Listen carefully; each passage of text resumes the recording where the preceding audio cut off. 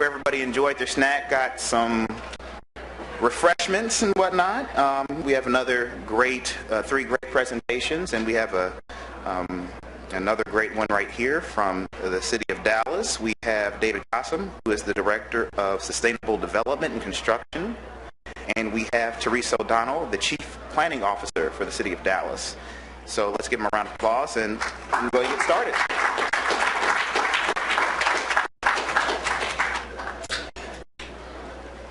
Thank you, Kelly, and thanks again for pulling all this conference together for everybody. It's a great opportunity to learn from one another, and I've enjoyed what we've heard so far and taken stuff away. I have some questions for our fellow planners out there. So it was mentioned that we've got two separate departments now, right? We've got Sustainable Development and Construction, which used to also contain strategic planning. We decided to do away with some silos, and we have planning functions in housing, planning functions in economic development, planning functions in transportation.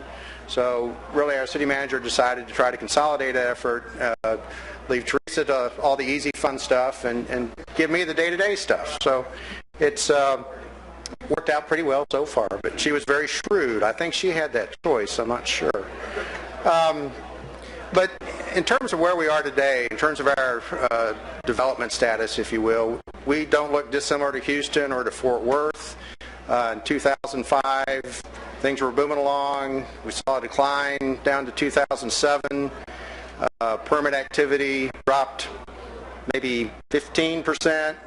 Valuation dropped 20-25%, so we still ended up laying off probably over half our building inspection staff and our planners, and decimated our historic preservation department.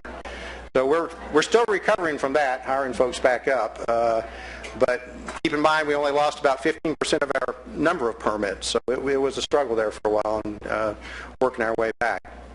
So valuations now are higher than they ever were before within the city, and everything seems to be good. Well, I thought everything was rolling along pretty good. Driving in from Dallas last afternoon, I'm driving along, I get this email, and email says it's from the Public Information Officer. They need a comment. Wall Street Journal report is asking for a comment. San Antonio says they don't want to face the same dilemma Dallas did. Please comment. They don't want to happen to them what happened to Dallas. Where's John? He's not here. So I think the whole question circled around, I think San Antonio's on an ambitious annexation plan right now, looking to some of their cities so they don't get surrounded, if you will. And certainly that is the experience of Dallas right now, and kind of leads to some of the situations that we're currently under. Back in the late 1980s, our lovely sister city, Fort Worth, had this idea, or a developer had this idea for this industrial airport concept. So since we so love our sister city, we said, man, we got to go grab something real quick. So we made this, looked around, we looked to the west. Well, there was Grand Prairie and Irving shutting us off, plus that was already DFW, couldn't go there. Looked to the north, shut off by Farmers Branch and Carrollton and Plano, couldn't go there. So we had this little slender opening to the south down the 45 corridor, and you could almost see Wilmer, their little deer eyes, popping up. So Wilmer throws out one hand to Seagoville, throws out another hand to DeSoto, annexes this little 10-foot strip, and that's it. We're encircled. So we do have one out across the lake. If we develop a little ferry system, we can go to the other side of Lake Ray Hubbard. We have 5 miles of ETJ extending out that direction. Just haven't figured out a way to serve that just yet. So here we are. We're kind of maybe in a unique situation to most of the cities that are represented here today. We're looking to how we handle this type of situation. The slides that were shown, I think by Fort Worth particularly, showing the demographic change and things like that. Since from 2004 to 2011, our mayor has a task force on poverty. They pulled up this data where they looked at tax returns between those years. And somehow they figured out in 2014 dollars there was $23 billion that left the city. $19 billion moved into the city. So we're $3 to $4 billion short of income of where, earned income from where we were 10 years ago. And it's really kind of what a lot of Teresa's going to talk about, that things have shifted a little bit, and unlike Houston, where I can say, I'm going to go annex Kingwood, that's going to solve my problems. We don't really have that luxury at the moment. So this is where we're at, and I think one of the things that Teresa's really been good trying to find out, though, is, okay, so we might be poor, but we've got this young population, we've got this extremely diverse population, so how can that work for us? And I think that's not a bad situation to be in, be young and diverse. There's certainly some advantage to be found there. So I'm going to throw it over to Teresa to run through some slides, but thank you all again for being here. Oh, okay. David's timing me. So it's nice to be back in Houston again. I was actually in Houston in the early 90s working on the zoning project and made a lot of great... You guys are laughing. Really? You're laughing? Hey, as I reminded somebody here, the zoning initiative was adopted unanimously by the Houston Planning Commission and the City Council. Right, and then there was that awful referendum. But anyway, so it's nice to see Marlene and Margaret and a bunch of my old friends that I haven't seen in a long time. It's nice to be here. Okay, can we go ahead to the next presentation? No, do I have it here? Let's see, I'm in control. No, other way. There we go. Okay, so like David said, unlike Houston, San Antonio, Fort Worth, we're landlocked by all the other cities. And one of my new responsibilities at the City of Dallas is taking over comprehensive planning for all the various departments. So we used to have it in housing and in transportation and in economic development. And so we're pulling all that planning back into one central department, and yeah, it's going to be interesting. So one of the first, and as a lot of people have talked, it's great to be a Texas city right now, right? It's great to be a Texas city. Randall and I go up to a conference on the East Coast every year, and about half of the planning directors there are from legacy cities that are experiencing all this decline and disinvestment. And I got to tell you, it's great to be in the Southwest, especially in Texas.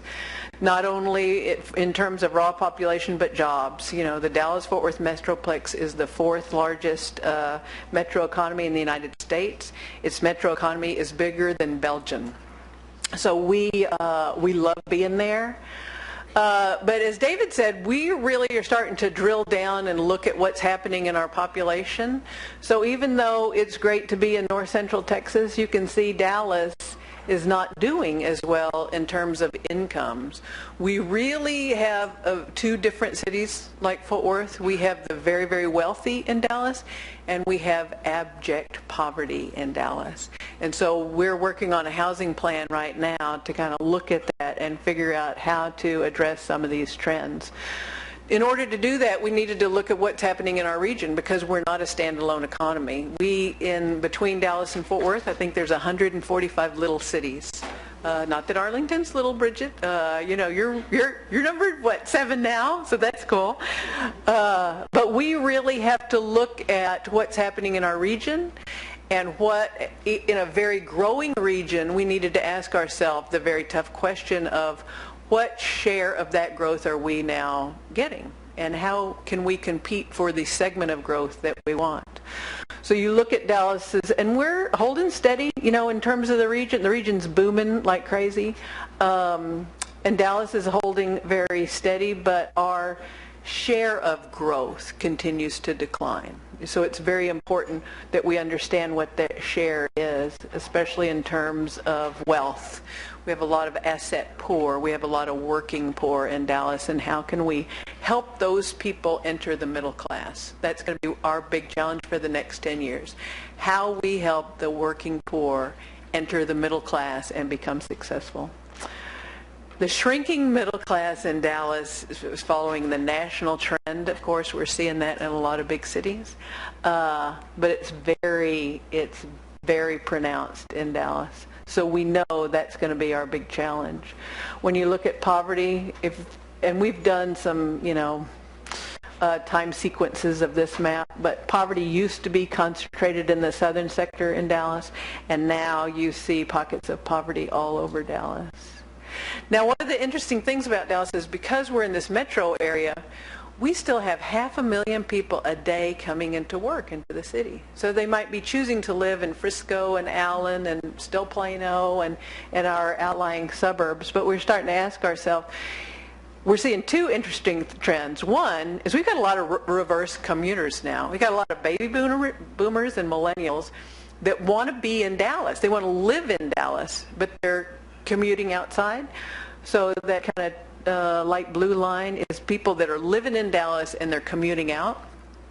But we still have 500,000 people. We're still a jobs magnet for the region. So how do we capitalize on that? How do we really understand those trends, and can we capture some of those people to live back in Dallas? And so that kind of has been the basis of our research that this plan we're working on, is how we capitalize on the distinct urban advantage of being in Dallas. And how do we attract some of those folks? That's been the center of a new Housing Plus plan, and Randall is right. If you're not engaged with health providers in your cities, you are missing out on a lot of money. The new American Affordable Care Act requires hospitals to be responsible for following their patient and patient outcomes. It's not just, giving them a prescription and sending them out in the door anymore. They have to follow up with them. And so that has been a big foundation of this plan, is really revitalizing inner city neighborhoods, looking at health and safety, education, and mobility. Those are the three big challenges we really have in Dallas, in bringing middle-income people and back to the city. So we know we've done a lot of demographic studies. We know that Dallas, because of the Latino population, is a relatively young. That's great for workforce. That's great for employers. They want to see those kind of numbers. We need to make sure, though, that we've got a well-skilled, well-qualified workforce. So DISD has been a big part of this plan, too, because we know they're not doing the job that we need them to do, right? DISD still has a lot of challenges.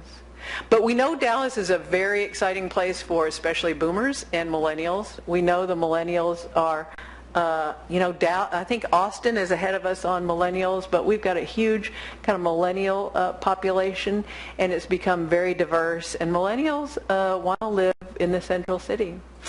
So we did a lot of mapping to find out what our urban advantages are. We've got a lot of active density in Dallas, that people want to be, they want to be outside, they want to be walking around, they want to be where there's retail services and kind of nightlife going on. We know Dallas is a very walkable city. These are areas that we've mapped just looking at subdivision patterns. We know there's short blocks. We know that they're near open space and greenway opportunities. We've got good access to parks and other kind of urban amenities in Dallas. And we've got good access to jobs. Randall's right. We went double down in 1983 with DART, the full penny, and now DART has the largest light rail system in the country. Yeah, that's a big wow, right? Dallas, right? Now, we've managed to not really capitalize on TOD yet, but I think DART has about 52 or 53 light rail stations. And because when we were doing this in the early 80s and everybody was kind of afraid of that, a lot of the suburbs really weren't looking to put light rail stations. Like University Park didn't want one, Highland Park didn't want one. So out of those 52 or 53 light rail stations, Dallas has 48. So that's, so we got a lot of great opportunity.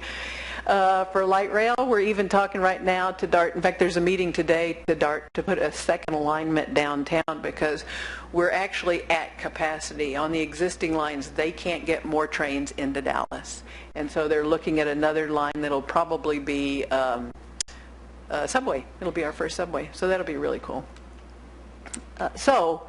And the other thing we found out in Dallas is we have a lot of high-income mobile people. A lot of people just choose to rent in Dallas. And so we thought, okay, so maybe we can capture those folks too.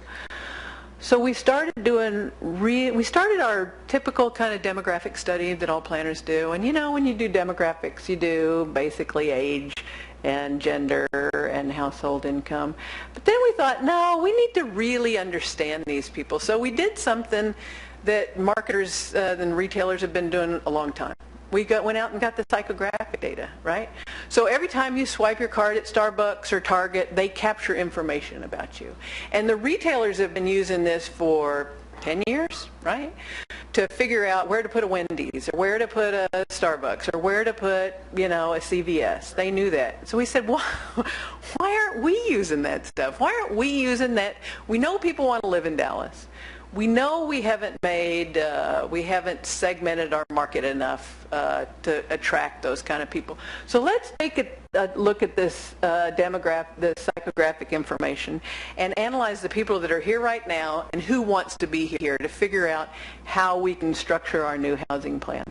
And so we took all that information, and if you look at the kind of orange-brown line, versus the blue line. So we know those are our competitive advantages. We know there's about 67 or different psychographic segments, and we knew out of these top 10, the ones that you see with the red bars, those are the people who would rather live in Dallas than any place else in the metro region. That might not have a house there now. They haven't just found quite the right neighborhood, but those are the people who want to be in Dallas. So how can we structure this housing plan to really capture those folks? If you haven't looked at this information for your city, it's very fascinating. You ought to take a look at it. And so we knew, here's our top 10 groups. We wanted to understand who these people were and what they like and where would they want to live and what would the city have to do to attract them, right? So now we're starting to look at those. So these, the Barrios Urbanos, New West residents, La Casas, that's a big portion of Dallas households. They're young families, they've got kids, it's often multi-generational families, so you know all of our subdivision regulations are zoning regulations that don't provide for a second dwelling unit. We need to be looking at that kind of stuff. They're younger families, they're right now living in apartments, they really want to be in single-family homes even if they need to rent a single-family home. They own cars, but they frequently carpool, they love soccer. They drink a lot of those energy drinks, you know, they're spending a lot of their personal income on maintaining their personal lifestyle, right? And then you've got these metro renters and the young and the restless and the laptops and the latte groups. There again, 84,000 households in Dallas. You know, those are those kind of hip, slick, and cool people that are working for you that, you know, want to bring their dog to work and wear flip-flops all the time. You know, they're renters, they're environmentally conscious, they shop at Trader Joe's, they shop at Whole Foods, you know. So those are the people that are mobile, that you want them to, they're not going to buy a house on a 10,000 square foot lot with a swimming pool, right? They're not going to do it. But they would buy a cool condo in Uptown, right? And we know our subdivision regulations really aren't very friendly to townhomes and condos and skinny houses, because those are cool now. So we kind of know that. So then you have the suburbanites, the top tier, the ex-burbs people, a smaller trend, but still people who want to live. These are the people that live in Lake Highlands. You know, they listen to NPR and they shop online, and you know, they're me, right? They're racking up their frequent flyer miles. You know, we know there are neighborhood niches that these people will gravitate towards. These are the people that live around White Rock Lake, right, and ride their bikes. And then we've got kind of more traditional kind of family groups. They live in modest single family. These are the people that spend their weekend at Home Depot, right? right? They love their family. They spend a lot of money on home furnishings and keeping their their homes up. They have moderate education levels, usually low-paying jobs. These are the people that are one paycheck. They're one crisis away, right? They're one crisis away from maybe losing their homes. So what is it we need to do for these folks? Fort Worth, your neighborhood empowerment zones, great ideas. Do some tax abatements, some mortgage assistance, down payment money.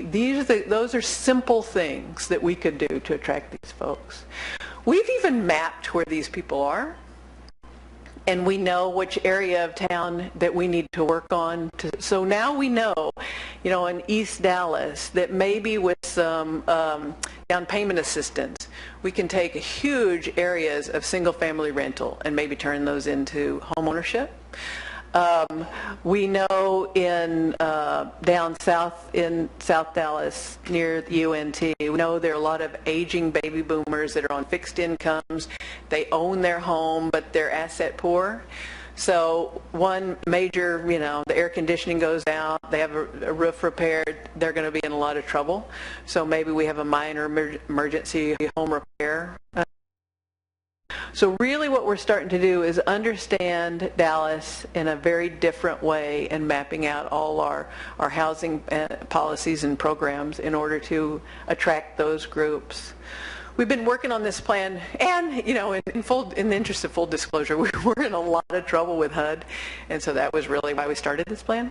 But it's worked out really, really well. HUD is very happy with us. We signed a VCA a couple of weeks ago, and because I know that San Antonio's in a little bit of trouble, and Houston is in a lot of trouble with HUD. They have been for a long time. So if you need to know how to get out of that, we can kind of help you. Yeah, and you guys just got out of jail just recently. Yeah, HUD jail. So we've been working on this for about 8 months, I'd say, but all of these policies and strategies, we've kind of started, we really have wrapped them around this new way of looking at our population. And that's really what I want to talk to you guys today, because I know you've heard the comp planning speech 100 times, but it's kind of a fun and interesting way to look at your city and to go a lot deeper than standard demographic analysis, and I would encourage you to do that if you have a chance. So with that, I think David and I are happy to take any questions.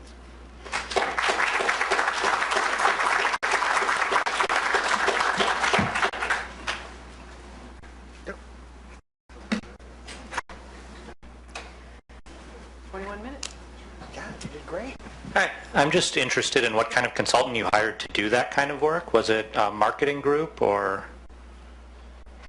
Oh, there you are. We did a lot of it in-house, and we've been using Fraganesi and Associates to help us. John is, he's very interested in finding new ways to look at stuff, and he's a mapping genius. He can put just about anything on a map, which is, we found to be very, very helpful. But a lot of it we've done internally. Yes, sir.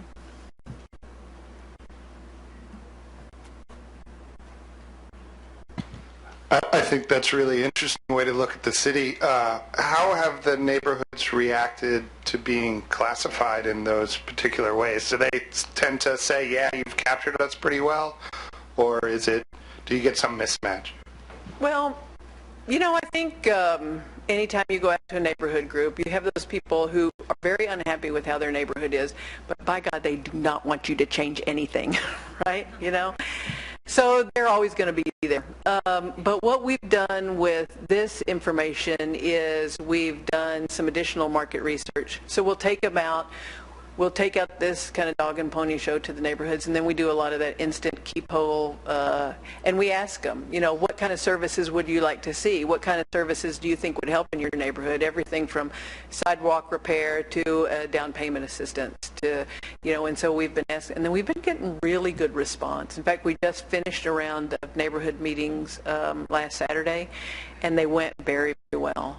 We're going to continue to kind of do that after the holidays to get some more feedback. But some people, like Houston and Fort Worth and San Antonio, I'm sure all the big cities, they're seeing major demographic changes. Some people just don't want to see new people in their neighborhood, no matter who those new people are.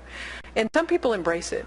We've got an area of town called Lake Highlands that has been experiencing a lot of turnover, a lot of new families coming in now. And I don't know, Mike, about 5 or 6 years ago, you hear a lot of crabbing about it, but right now they seem to have embraced that change. Yeah, they're even going to get a Sprouts grocery store, which, you know, when we started, they wanted a Tom Thumb, you know, but now they want Sprouts. So I think people are starting to embrace that change. But we're not back to Trader Joe's. Yeah, it's a little too much. Yeah.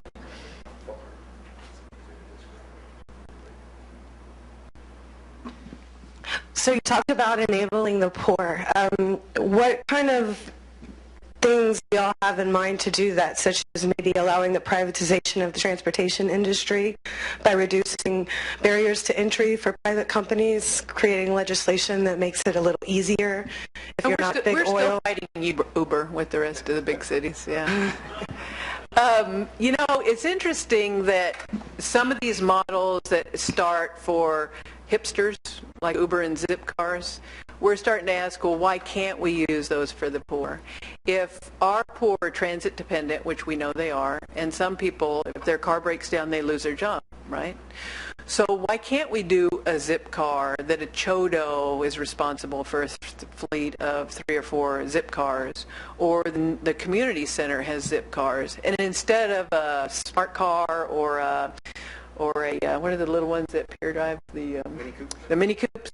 You know, how about a van with some car seats in it? You know, why don't we do that for the poor? That's a very, very low-cost solution.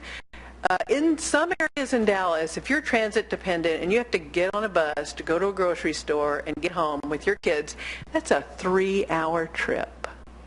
Really? Really? And we can't put a couple of vans with car seats in them at the neighborhood centers? Why not? So we're starting to explore some of those things that might just help poor people too. Can I make a comment on that? It is a low cost to get that implemented, and there are tons of private companies out there who want to do it. There's just a lot of barriers to get into the market that are created by big oil, super PACs from existing technologies. So how would you go about creating innovation when that's not fostered? I don't know that we have any I mean, Zipcars came into Dallas like that. I don't know that there's any barriers to that. But that kind of cab regulation, I'm not very familiar with. Okay, good. Thank you.